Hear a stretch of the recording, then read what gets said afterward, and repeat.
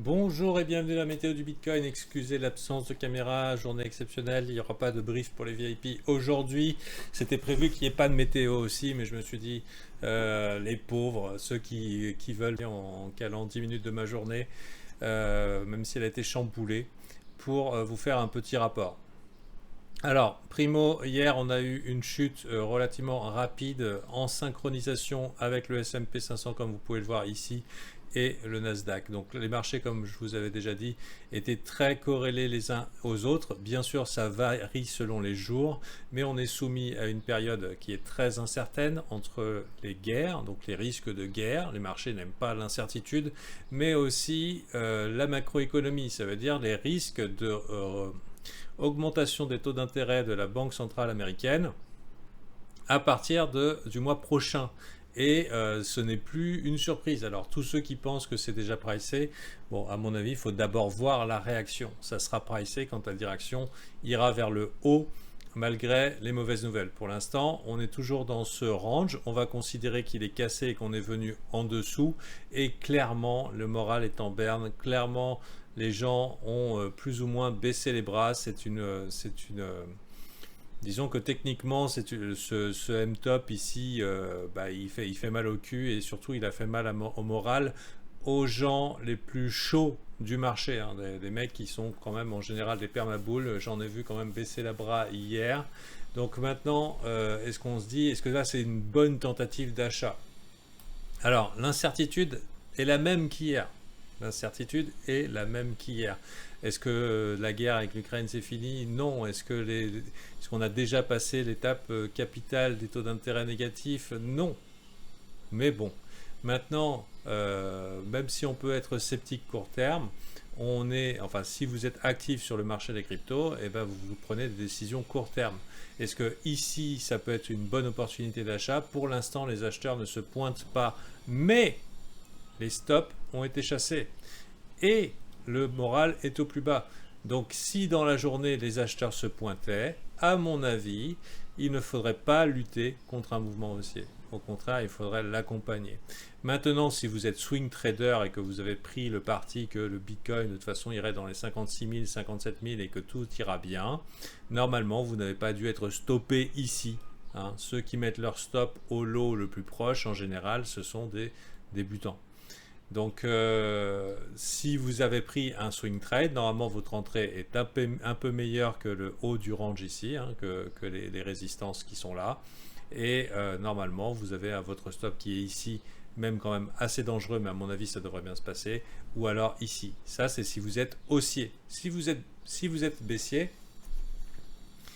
si vous êtes haussier, normalement, vous êtes toujours dedans et vous attendez la résolution. Ici, pour moi, c'est complètement OK de prendre un trade à la hausse. Pourquoi? Parce qu'on est dans une zone qui a déjà été travaillée. C'était une zone de range bien connue et que je vais encadrer ici. Voilà.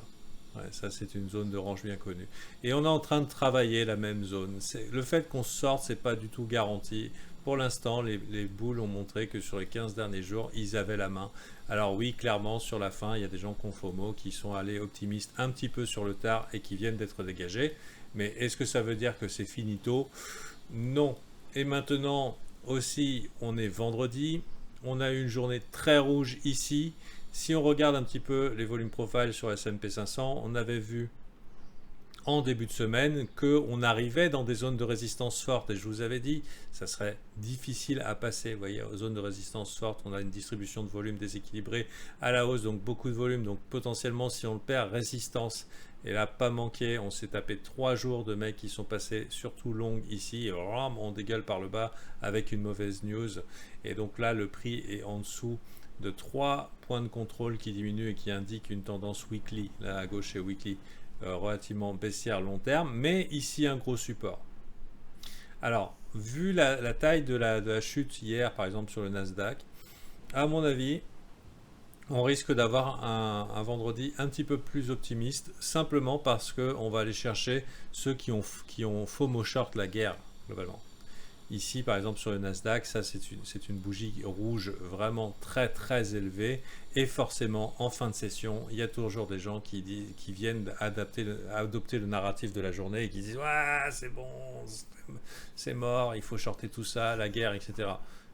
pour moi, effectivement, c'est pas bullish, mais le marché n'ira pas dans une direction unique. Ça veut dire qu'il y a de fortes chances qu'on aille les stopper. Et donc qu'on finisse peut-être la semaine dans une zone d'hésitation en plein milieu de second range ici. Sauf s'il y a des nouveautés, des surprises au niveau de la géopolitique. Mais à mon avis, non, ça sera toujours la même merde un petit peu.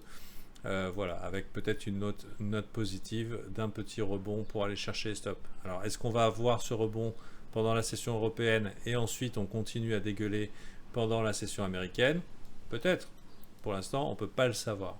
Maintenant, le Bitcoin, là, c'est vraiment amorphe, c'est-à-dire que les gens n'osent plus, hein, vraiment, les order books sont complètement vides. Il y a eu des gens qui ont acheté le dip là sur la montée et qui sont clairement coincés.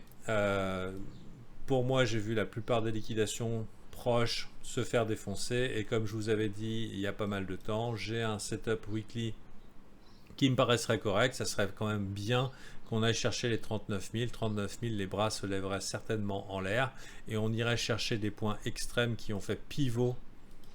Voilà, donc là, maintenant, si on met toutes les conditions ensemble, on aurait quoi? On aurait, si par exemple la guerre ça se calme, ou en tout cas s'il n'y a pas vraiment de news aujourd'hui, on aurait un S&P 500 ou un Nasdaq qui serait neutre sans animosité et peut-être qui irait rebondir légèrement à la hausse et offrir une petite chasse au stop des shorters un petit peu court terme.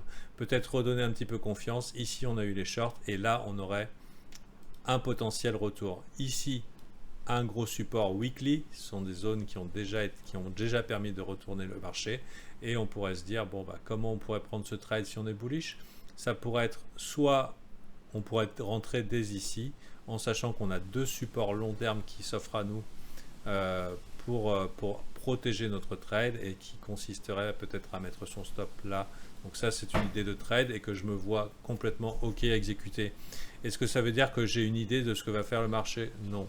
Non, pas du tout, j'en ai aucune idée. Qui en a l'idée? Ceux qui pensent qu'ils en ont l'idée, ils se mentent à eux-mêmes et ils mentent probablement aux gens qui parlent. En général, on va définir son risque selon un certain nombre de critères qui vont nous donner une probabilité. Quelle est la probabilité que le trade passe à la hausse ou continue finalement, réintègre le range et reteste encore un coup la résistance?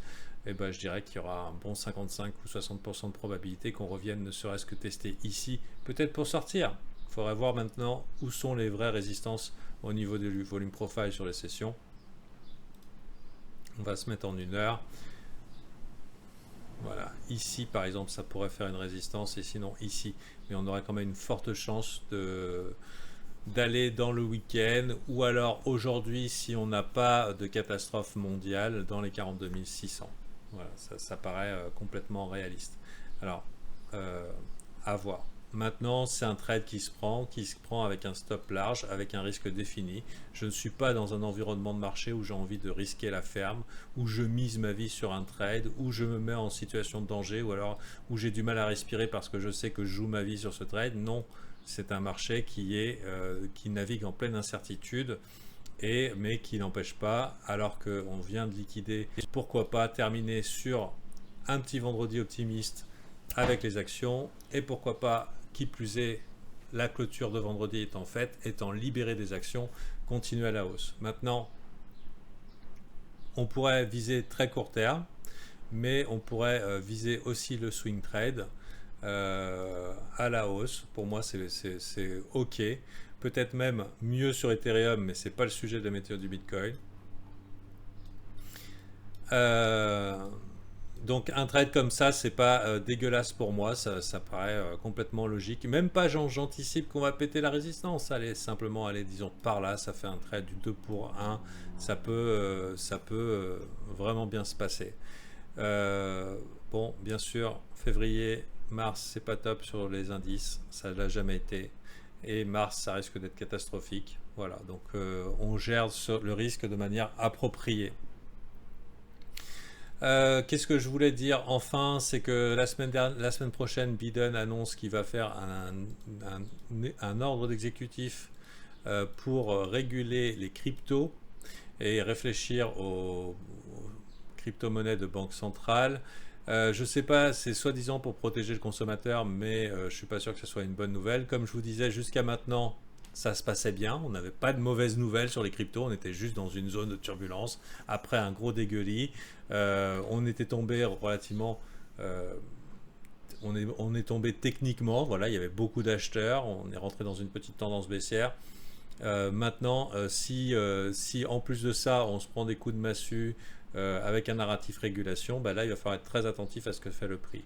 Si Biden est, peut-être que le but est de sauver ses copains sénateurs qui sont gros sur le Bitcoin et ses copains milliardaires et dire ok bon les gars on va vous sauver un petit peu le cul, on va vous faciliter la vie et dans ce cas-là on est sur des zones qui sont bas de range weekly clac clac et ok. Bon, bah dans ce cas-là, on pourrait aider les copains à retrouver des positions gagnantes. Ou alors, vraiment, on annonce l'apocalypse. Et dans ce cas-là, on voit si on pète les supports. Si Biden a un discours apocalyptique sur les cryptos et que le prix monte, dans ce cas-là, il faudra, à mon avis, passer certainement bullish parce qu'il n'y aura pas plus bullish qu'un narratif baissier. Donc, surtout que les gens doutent à mort. Et un prix qui monte. Maintenant, dernier point, c'était la tendance Ishimoku. Bah là, c'est un petit peu niqué. Hein. Comme je vous disais, on n'était pas loin de passer de l'autre côté du nuage Ishimoku. Bah là, il va falloir bastonner. Et d'ailleurs, le plat de nuage va faire quand même une résistance quand même balèze. Donc peut-être si vous voulez pas prendre le swing trade, faire peut-être un petit peu plus court. Respecter la volatilité du jour éventuellement avec un stop ici et dire ok est-ce qu'on pourrait pas aller simplement rebondir, retester sa structure façon tag de week off ici M-top, on va retester là, ici ça va être probablement résistance, je sors et on verra. Et si jamais la journée ou la semaine se clôture correctement, c'est-à-dire en dehors du nuage, j'aurais vraiment un espoir pour me dire que cette tendance haussière peut reprendre, ou en tout cas être un petit peu moins inquiétante. Au niveau, on est coincé ici sous la Tenkan, on est coincé dans le nuage, c'est pas joli, mais ça ne veut pas dire que la semaine va se terminer là. Il suffit d'une bonne journée, il suffit de boules motivées, de gens qui n'y croient pas, des gens qui ont FOMO short la guerre, et des fois à quelques heures de la clôture, hop, on peut sauver la chandelle. Voilà. Donc moi je parle pas d'espérance et tout pour sauver vos culs, moi je suis pas en position. Là je suis en position éventuellement de rentrer à un endroit qui est intéressant pour le faire, avec un risque récompense défini. Voilà, c'est tout. Donc là, c'est pour pas vous laisser dans le doute ou dans le rien du tout. Fidèle au poste. Et donc, je vous invite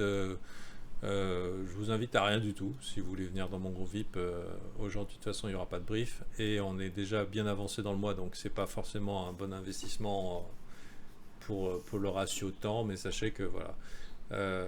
Je ne détiens pas la science infuse, mais j'essaie d'avoir l'approche la plus professionnelle possible et de partager le mieux possible mon expérience, que ce soit en termes d'analyse technique, en termes de sentiments, en termes de macroéconomie et d'événements à gauche à droite. Et j'essaye d'être le plus aligné sur le marché, sans biais et surtout, bien sûr, sans sponsor. Allez, bonne journée à vous et à la prochaine.